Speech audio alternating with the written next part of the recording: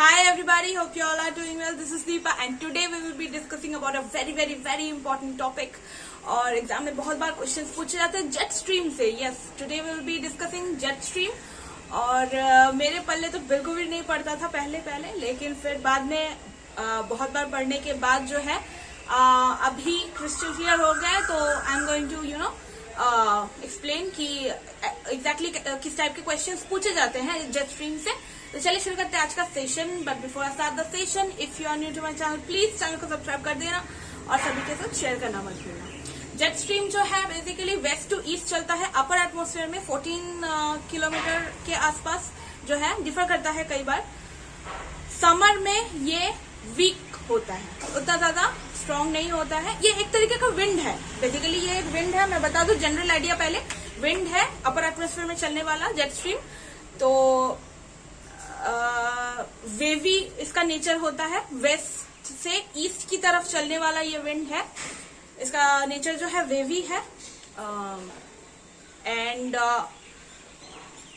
ये basically winters में बहुत ज्यादा स्ट्रांग बन जाते हैं, समर्स में वीक हो जाते हैं. तो क्वेश्चन में कई बार पूछा गया है कि समर में मतलब होते नहीं ये ट्रू मतलब ट्रू है फॉल्स है या फिर करेक्टली एक्सप्लेन कर रहा है नहीं कर रहा है.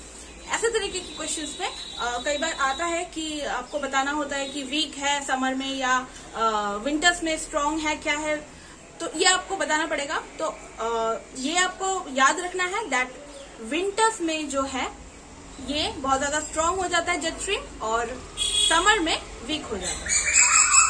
So that is all. And main features.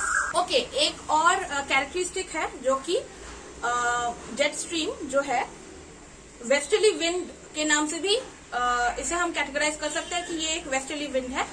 तो अगर सवाल आए कि वेस्टर्ली विंड है या नहीं, तो डेफिनेटली जो जेट स्ट्रीम जो है वो वेस्टर्ली विंड है.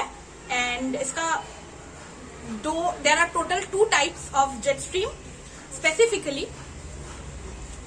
एक तो होता है पोलर जेट स्ट्रीम और सेकेंड होता है सब पोलर जेट स्ट्रीम.